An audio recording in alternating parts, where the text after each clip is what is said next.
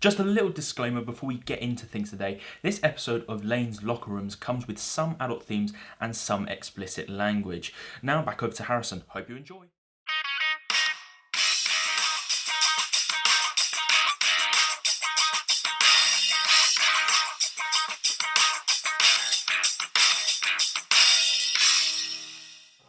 Ladies and gentlemen, this is the main event of the evening.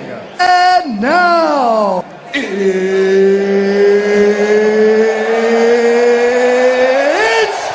time! All right, guys, and welcome back to Lane's Locker Room. This is episode 17. This week, I'm joined by massive UFC fan, Cameron Full. He is a second-year student at Miles University. So if you just want to introduce yourself, Cameron. Hi guys, I'm Cameron Full. I'm a second-year journalism student at Plymouth Margin University. As Harrison said, I'm a massive UFC fan, have been for about 3-4 years now, so relatively new to the sport, but very, very excited. Lovely. Well, I think we'll just jump straight into it. Exactly. This week, we're just going to cover the main card, as that was really the most exciting part of this fight card, UFC 275. Back in Singapore, so it was obviously a very Asian mixed card, especially on the prelims. Obviously, like I said, we're just going to mention the main card. We'll jump straight in there with Jack Della Maddalena versus Ramazan Emeev. I mean, what's your takeaways from that fight, Cameron? Della Maddalena is absolutely amazing. Honestly, like just watching that fight and seeing him absolutely just piece Emeev up the entire. How many rounds did it go again? I think it was two. One round, just the first round. One round. Yeah. Christ, I thought it was two. Oh no, I'm thinking of another one. My bad. But just watch. His boxing is absolutely sublime to watch. I mean, you saw in like the finishing sequence where Emeev's guard was just non-existent the entire time. And honestly, I'm so excited to see where Della Maddalena goes in future, because he hasn't been in the UFC that long, if I recall, because he had his Contender Series fight, his debut, and now this. So the sky's the limit for him, honestly. Watching the fight as well, being the first person to finish Emeev as well. Obviously, we all know the Dagestani fighters up there are some of the best in the world, and he pieced him up, and it was a big TKO really, 2 body shots, and then he was ragdolled 3 or 4 in the face on the floor as well. I mean, he showed him. Yeah, so the thing is, like you said, with the Dagestani people, they've, like you said, some of the best in the entire world, but they're all like quite wrestling heavy, because you got like people like Khabib, Makhachev, I think I said that right, and then you got Khabib's whole family. They're all extremely wrestling heavy, but with Emeev, Della Maddalena just punched him. Like, it's as simple as that. He just walked up to him, punched him a couple times, and that was it. That's all it takes, though. Against some of these, obviously in the future, we're probably going to see Islam Makhachev go up for the title against Charles Oliveira. So there will be times where you see them outboxed. And I think Khabib was never really tested that much as a Dagestani fighter. And that's why he was so wrestle heavy, and he uses his advantage, obviously, and that's why he was champion. But you outbox him, you can outbox him easily. I remember, on the topic of Khabib, leading up to the Gaethje fight, I saw people saying that, oh, Gaethje's pressure is too much, he'll just be able to outbox Khabib on the feet. No, Khabib just put so much pressure on him, just exerted him to the floor. Bang. Yeah. I don't think many people expected Maddalena to win as quickly as he did. I think a lot of people thought Emeev would take him to the ground, but like you said, it was just the body shots, the head shots. He was just beating him up and down all over the body. Made it look easy, honestly. He did, so and I think he's going to be big trouble for that division. Him. Oh yeah, absolutely. Him and the next fighter we're going to mention as well, Jake Matthews. I mean, the welterweight division is stacked. It's honestly, welterweights are slowly but surely become my favorite division to watch, just because how deep the entire talent pool is. Because obviously a week or two ago you had Pereira versus Ponzinibbio. That fight was amazing to watch, and Michel Pereira is one of my personal favorites to watch, just because of how insane he is. But watching Matthews versus Fialho, the ending sequence is is far and away the best performance of Jake Matthews' entire career. We'll move straight on to Jake Matthews. And I mean, Andre Fialho is the first Portuguese fighter in the UFC. and he looked really out of his depth against Jake Matthews. Yeah. Really, I do feel like he's gotten a bit of a raw deal lately because he's fought 4 times this year. Last time he fought actually against Teixeira, I think, and now he's just been murdered by Jake Matthews. So yeah, can't catch a break. I mean, what was it? It was from the start. It was the leg kicks from Jake Matthews were really out Fialho. Then he went to the head as well, and it was Fialho looked really out of his depth. And it was the combination finishes and second round knockout folded him up like a deck chair. To be honest, yeah. Watching the finishing sequence, you could see Fialho, he kept on like trying to duck to his left. I don't know what he was trying to set up there, but it's like he kept on trying, and it just didn't work. I'm not sure if like he just wasn't all there, or if he just didn't get the message that it wasn't working. But well, I think like Jake Matthews has been training with Robert Whittaker, I believe, because they panned to him in the crowd, and I think he might have been with Jimmy Crute as well, and I think he's been down. Obviously, he's from down in the Southern Hemisphere, so they've been training. And there was a fighter in the prelims, Josh Kulabau, has been training with Volkanovski. So I think the Southern Hemisphere fighters are really bunching together. I mean, you've got Izzy Adesanya, you've got Dan Hooker as well. There's a lot of really massive fighters coming out of Australia and New Zealand. I think Jake Matthews is the next one. And like we mentioned about Jack Della Maddalena, they really do work together, the Aussies. Exactly. And like you said, Whittaker, Adesanya, Crute, they're not a bad bunch to train with, especially Volkanovski, now that he's got that fight with Holloway coming up. So yeah. I think that's potentially going to be a free-peat for Volkanovski, but we can talk about that in another podcast. Controversial. Right, so that's the two first fights on the main card. And up next was probably one of the most looked forward to fights. I was looking forward to fight. it. Yeah, I mean, Zhang Weili, Joanna Jedrzejczyk. I thought Joanna was going to win. I did. See, I absolutely had Weili to win because Joanna was coming off that 2-year layoff from their first fight, and I knew that coming into this fight, I wasn't sure if the layoff would help or hurt. But looking at the first round, it's like she had never been away because they just picked up where they left off in the first fight, just absolutely raining it on each other.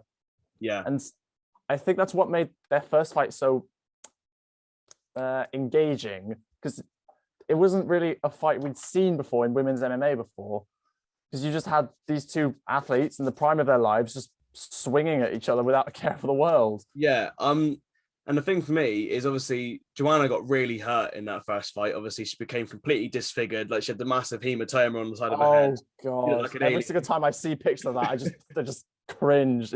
But the thing is with Zhang Weili, like she's had two losses in the UFC, both against Yunus. So, but this is her. She needed this win. She absolutely, because it was obviously she beat Joanna. She obviously had the title. She then lost the title to Rose, couldn't win it back, and has now beaten Joanna. And now, obviously, Joanna has just announced her retirement, laying down the gloves in the ring. I think it's the right time. Yeah. Because obviously, she said when she was taking that left, she said, I only want fights that interest me, and something like that. So now that she's lost to Weili, there's not really a whole lot left for her, I guess. And it's like she said, she's coming up on 35, so maybe now's not a bad time to walk away. Yeah, and the fact she's only had 2 wins since 2017, which you think about when she first joined the UFC and she came through a contender series of some sort. Then she won her first couple of fights and she defended the title 5 times. And then obviously this is when she started losing and he got pieced up by Rose. And now Zhang Weili's beat her twice. And the only 2 wins she's got are against 2 lesser fighters who probably aren't going to ever win the title. So I think it was definitely the right time. And I even put my picks on Twitter.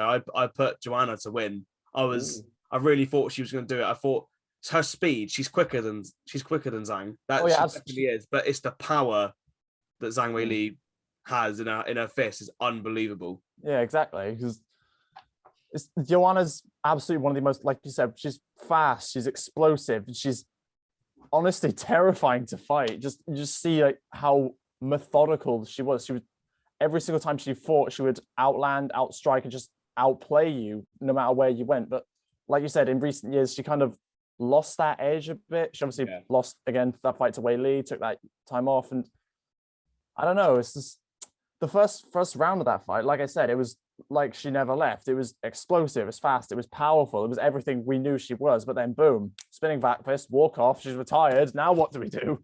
I mean, let's just talk about the spinning back fist again. It didn't even have like anything behind it at first. She's off balance and she just went, fuck it. I'm just gonna spin my arm around and see where it hits. And it was here when it just behind the ear. Right there. And that's just that always puts people out. And it was the bang off of the canvas as well with her head. Oh. It was one of those knockouts that you like to see as a fan, but it's also one of those scary ones that you just want to make sure the other fighter is actually okay, because that is one big hit. Exactly. Whenever you see, it's the same with like Tony Ferguson when he got knocked out earlier this year. Like you look at it and just think, oh my god, he's just been knocked out like that. But is he okay? Oh no, this is bad. You don't expect like fighters like Joanna and like Ferguson to look like that, because they've been people we've watched for years and come all the way up, fight for those titles. Obviously, Joanna has won the title. She's the most successful champion in her category. And now to see her lose like that is crazy to see. It's just honestly a little bit, it stings a little bit, because obviously we've seen her deal it out all these years across her career, lost to Rose again, and now she's on the receiving end of it, and now she's gone. So I mean, if we just talk about Zhang a bit more, does she get to fight for the title next? Does she deserve the title shot against Esparza? Or does Rose run it back? After watching Rose Esparza 2, that fight was awful.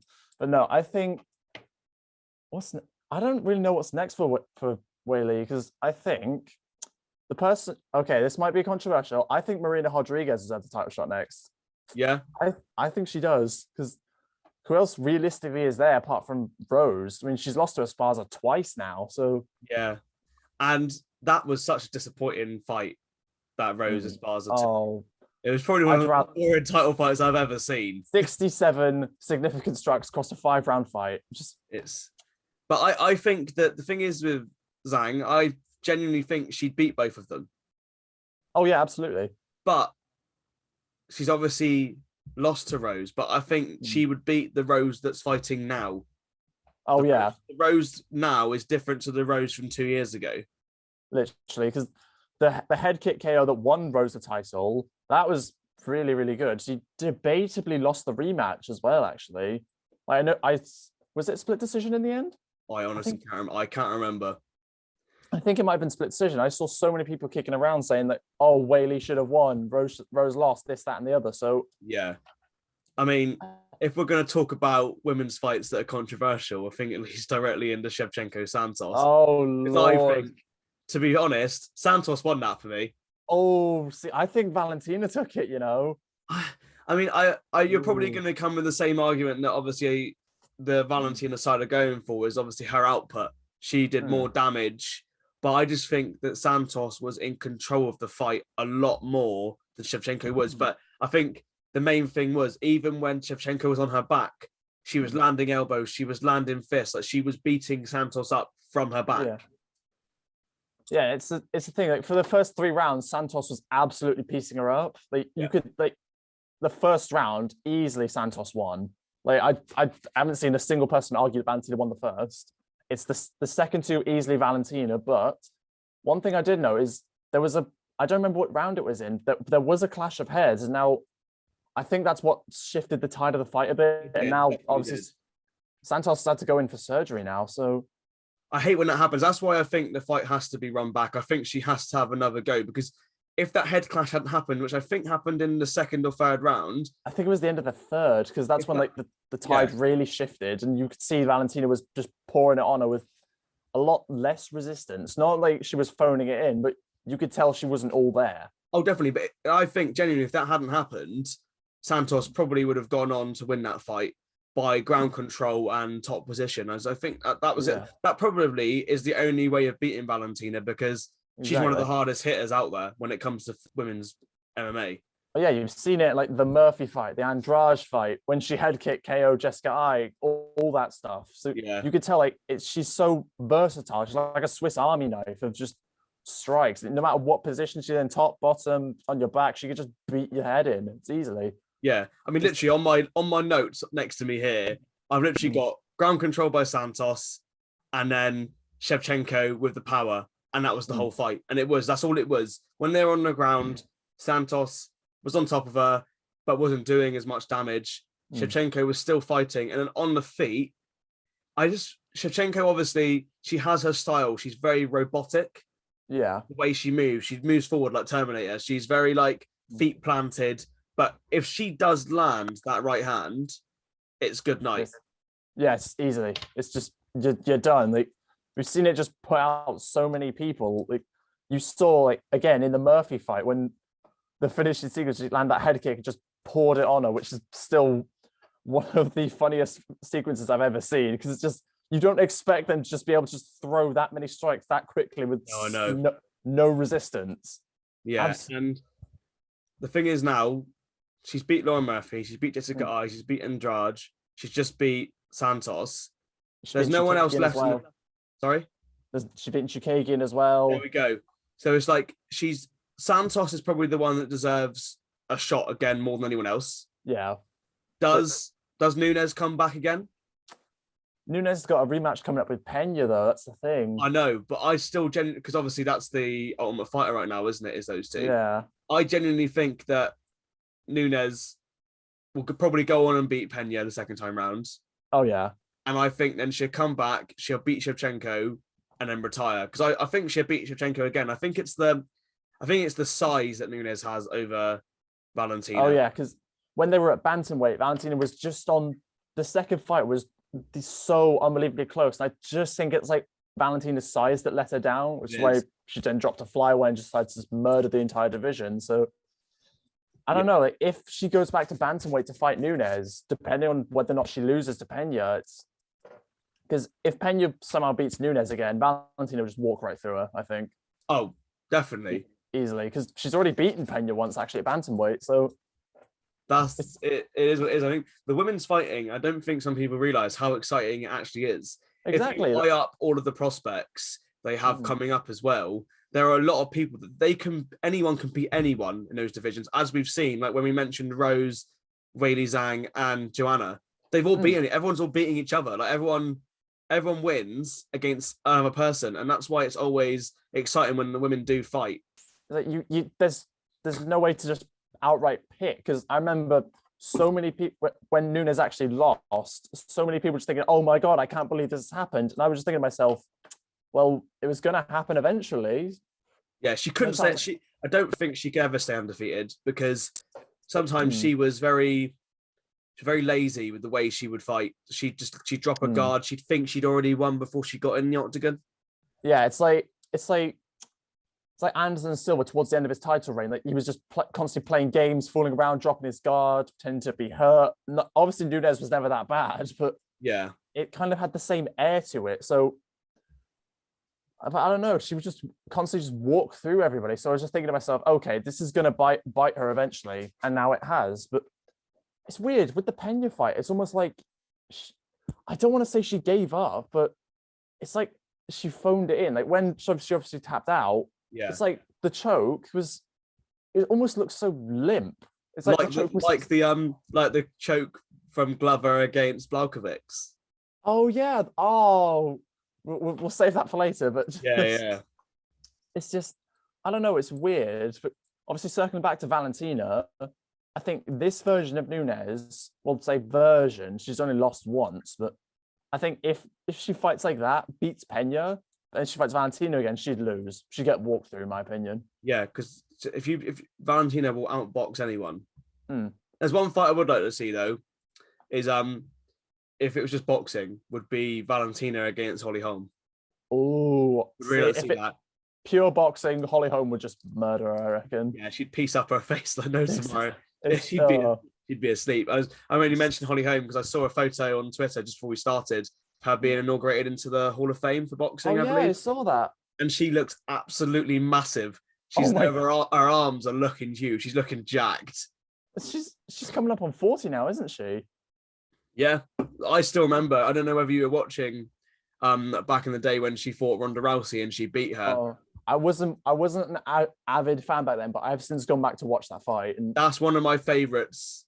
That's one of the things. One of the first things I remember being a MMA fan was watching her head. I think it was watching her head kick, Ronda Rousey, and it honestly, that's what really got me into the sport, was watching that, and it was pretty incredible to watch. I mean, your first memory of MMA is a lot better than mine, because I remember my first memory was just listening to my mates casually chat about a title fight, and I thought, okay, I'll go check out the fight. It was Adesanya versus Romero. Oh no! No, What a poor one to start with. I remember I remember them talking like, "Oh, this fight was really boring." I just thought to myself, "Oh, it can't be that bad." It was that bad. Well, something that's not a boring title fight: Glover Teixeira versus Jiri Prochazka. I mean, to be honest, one of the best title fights I've ever seen, and I'm so glad they saved it to be the headliner. I mean, I thought Glover did it. Oh, see, that's the thing. I remember seeing like a picture of the scorecards. If Jiri won the last round, but I don't think he was going to. If Jiri did somehow win the last round, it would have gone to a draw. Yeah, because I don't remember what the exact scores were, but I know Prochazka scored a 10-8 at one point. I think it was the third. Yeah. So, but Glover was piecing him up the entire fight. But one thing it makes me somewhat angry is just the fifth round when he had Jiri. He was out on his feet. Like, let's be real. But why did he decide to pull guard? I know. I mean, I was listening to the commentary, and I think it was either Bisping or DC shouted, "What are you doing? What are you doing?" And I think they were all just going off. What are you doing? Just if he landed one more big right hand, I think he would have put Prochazka to sleep. Exactly. But the fact that you could clearly see he was wobbled. It was such a clean connection on the strike. So I know Glover's a BJJ guy, obviously. Yeah. But at that point, you just have to think, okay, I'm just going to wail on him and see what happens, because he's clearly not in the right headspace to fight back. And at that point, if he can't intelligently defend himself, the fight is over. But it was hard to see, because I was honestly gutted that Glover didn't win. 42 years old, finally gets his title and then loses it at the first chance. And I was thinking, what more could he have done? Because he's 42 years old. The gas tank isn't as big as it used to be. And you could see that at the end of each round, he was, other than the first and second, after the third round, he was looking sloppy in the last 30 seconds. And obviously that's where he lost the fight in the final round. Because I'm not sure if it's the first time he's ever been choked. It's probably not. But no, it is. I remember it's the first time he's ever lost by submission in his career. Wow, there we go. Because he's one of the best BJJ artists out there, and his submission game wasn't something he relies on. Like, he obviously, like I mentioned earlier, he put out Blachowicz in the same choke, and it was just hard to see him go out. I'd rather have seen him get knocked out by a bloke who has heavy hands and we know can strike, rather than being submitted, because that's his game.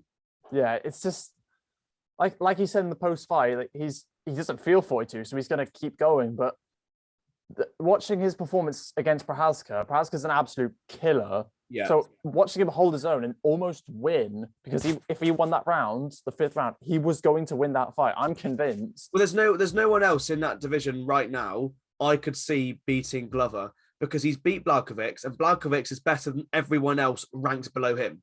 Yeah. So he's better than Rakic, he's better than Ozdemir, he's better than Craig, Hill, Santos. Ankalaev, Smith. Ankalaev and Smith, yeah, because that's the big one coming up, isn't it? Is Ankalaev. Oh, yeah. And I'd actually call that a title eliminator fight, you know? That's exactly what I was going to say to you. Or I'm going to ask you, do you think that's the title eliminator? Do you think exactly that fights against Prochazka? Because Prochazka's already beat Rakic. Rakic is injured now as well. His knee's blown out. He's going to be out. He was meant to fight Blachowicz a few weeks ago, am I right? Who, Prochazka? No, Blachowicz was meant to fight Rakic back along, I believe. Or did... No, if I remember correctly, Blachowicz and Rakic got scheduled. Yeah. Blachowicz got injured. They rescheduled. They fought. Rakic blew out his knee. So right, there we go. Yeah, okay, that is right. And so I don't think Blachowicz deserves a chance at the title again just yet. Not yet. I think one more win. Yeah, one more win. But looking at the rankings I've got here, I'm trying to think of who I haven't got 1, 2, and 3. So I've got 4 and 5. One is obviously Glover now. Yeah, 2 would be Blachowicz, then and 3 would be Rakic, obviously. Yeah, then you got 4 and 5 is Ankalaev and Smith. Then you've got 6 is Santos. I don't have 7 on his. I forgot to put that down. Then you've got Paul Craig and Volkan Ozdemir as 8 and 9, and Jamal Hill as number 10. Yeah, because if I remember correctly, I think Ozdemir and Craig, they're actually going to fight at UFC London in a few months. They are, because Craig was meant to fight Nikita Krylov at UFC London. Wait, that got cancelled? That was originally, so it was meant to be Krylov versus Craig at first, but now it's Krylov versus Gustafsson. Oh, yeah. I didn't know that. Christ. I didn't know that. I literally checked before we started recording. I thought I'll have a look at the UFC London card because I knew Paul Craig was fighting, and he's one of my favourite. He's been probably one of my favourite fighters since I started. I absolutely love him. Him being British and everything is fantastic. He's brilliant. But I am 99% sure when the card was originally announced for UFC London, he was fighting Krylov, and that's what I believe that was correct. Yeah. So I don't know whether the UFC have changed it because Ozdemir wants to fight and they're closer in the rankings at 8 and 9. I don't know, but I also think that I don't care what anyone says. I think Craig should be ranked higher than what he is. Yeah, I'll give you that because he's beaten the number 4 ranked fighter. He's beaten Magomed Ankalaev. He beat him 3-4 years ago, and you can argue that they've completely different fighters now. But I do think that holds some weight. It does, definitely does. I think the light heavy is one of my favorite divisions only because of how open it is. Exactly, because like once you get like the higher weight class, you get to the point where if anybody lands clean, they're just going to go to sleep. Yeah, but again, I think we've got to mention one name. I think if John Jones came back in it, he'd walk through the whole division again. I respectfully disagree. Okay, go ahead. I think Blachowicz would give him some work. I think John would still win, but I reckon if he ran into Prochazka, Jiri would absolutely behead him. You genuinely think you reckon? I reckon, because I don't think John's the same man anymore. Like he's been out for so long, and he's obviously had so much change. Obviously, we're trying to bulk up to heavyweight, so I think if he were to go back to light heavyweight, I don't think it's his division anymore. Fair enough. I mean, the only reason I say it is because obviously everyone he fought against, he beat. And then again, there's also that thing, did he actually beat Reyes? So no, I think actually saying that, I forgot, it's number 7, Reyes. I believe that would be right. I think so. That would make sense. I still think Reyes won that fight, though. Yeah, so do I. I do think that Dominic Reyes won that fight. I mean, absolute robbery. A lot of we know what the judging's like in the UFC. There's a lot of dubious decision making, but I think one thing we can take away from the light heavyweight division is that Jiri Prochazka is the new king of the light heavies. He's the man now. He is, and I love watching him fight. Honestly, I think that anyone outside of Rakic, Blachowicz, and Teixeira will really struggle against him. The only one that really has a chance is obviously the winner of Ankalaev Smith. Makes sense to be the one that fights him. Yeah, I think Ankalaev will win that fight against Smith, but I do think that Prochazka would beat either of them. Yeah, exactly. I think he'd make it look easy, honestly. Because Ankalaev's been on a murder streak at the minute, but I feel like just how varied Jiri's striking is and how unpredictable he is, I think Ankalaev would really, really struggle. Yeah. Because you saw, obviously, in the Teixeira fight, he put on so many different ways to just beat people up. So I absolutely think Ankalaev would struggle with that. Yeah. Same with Smith. The thing for me, because I mentioned Paul Craig, I think if he beats Ozdemir, he then deserves a fight against one of the top 3 because he said I'm pretty sure he still stands by he's going to retire at the end of this year. Who, Paul Craig? Yeah. Oh no! If that is the case, he beats Ozdemir, give him one of the top 3, and if he beats one of the top 3, let him have a title fight as his last fight. I don't care if he wins or loses. I mean, I've just loved watching him for years. Just for the hell of it. Just for it, yeah. First ever Scottish champion. I think it would just be fun. Oh, it would be absolutely brilliant. Because we know he can take a punch, and we know he can then just get on the ground, and that's it. You are dead. You are submitted. No matter who you are, you're out. Because we saw in his last fight, he was on his back. He was getting beat up pretty bad. He just snatched a triangle and just easily. he finds it so easy, and I just love his name, Berju. I just think he's fantastic. Brilliant. I just love him. Brilliant. Yeah, I do think, like, obviously with this whole shifting, I think when Rakic comes back, it's going to be so interesting, because I think by the time Rakic comes back, we'll probably have seen Ankalaev or Smith get that title shot. Yeah. If not Blachowicz again. So I think when obviously the division's back to its best, then it's going to be so interesting to just watch how it plays out. Because, like you say, we've got Jiri at the top. He hasn't beaten that many people, because He's only had 3 fights in the UFC. Yeah, he fought Ozdemir, Reyes, and now Teixeira. So he's got so many fresh contenders left. He hasn't really been tested yet, because I think Reyes is still broken mentally from the John Jones fight, and he hasn't been the same since. Oh no, he has not. You saw isn't that level just yet. But I don't think Teixeira is, but we saw it. He got tested by Teixeira. But I think Prochazka put him up against one of the European guys, Blachowicz or Rakic, and actually let him go toe-to-toe with them, and they fight him properly. It will be very interesting. I reckon there'll be stand-up fights, and they'll be really, really interesting to watch, and they don't get out the first round either. Oh, yeah. Because we've seen, like, Blachowicz's past fights. Like, obviously, before the Teixeira fight, we saw just how he handled, like, the Reyes fight. You saw he just destroyed him, honestly. Yeah. And it's, on the topic of Dom Reyes, I really hope he does, like, get back to that point, because he went on an absolute tear before he got robbed against John Jones. Yeah. Then he got pieced up by Blachowicz, which is a fair loss, because Blachowicz was the man of the hour at that point. And the Prochazka elbow, I don't need to talk about that. It was brilliant. Oh, it was just, yeah. Was that before he had the samurai hair as well, wasn't it? I think. Oh no, he had the massive hair extension. Oh, he had that. There we go. He had that. Yeah. To look like a bloody TV antenna or something. Yeah. Well, I think that's it for today. We've covered everything we need to for UFC 275. I think we're going to make this a routine thing every time we get a numbered event. I think it makes sense. UFC 276 isn't too far away. But just before it ends, your performance of the night from the fight card.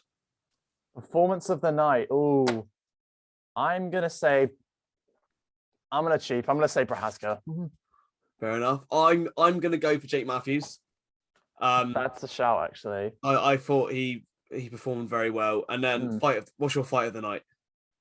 Do I even need to say it? It's Teixeira versus Prochazka. Yeah, it had to be. There you go. But it's up there for fight. It's up there for fight of the year, honestly. Yeah, definitely. I mean, the fact that we've decided on it, that makes it a good way to end the podcast. No more discussions about it. It's been fantastic having you on camera, and I'm looking forward Harrison. to coming on to doing UFC 276 with me. I think it's very nice to actually have someone to talk about UFC with. There's not many people out there that want to talk about it. Yeah, thank you everyone for tuning in and listening. Obviously, you've seen our faces today. I'm back with the video. I'll see you next week. I don't know what's happening yet, but there'll be something. Thank you very much, and cheers, Cameron.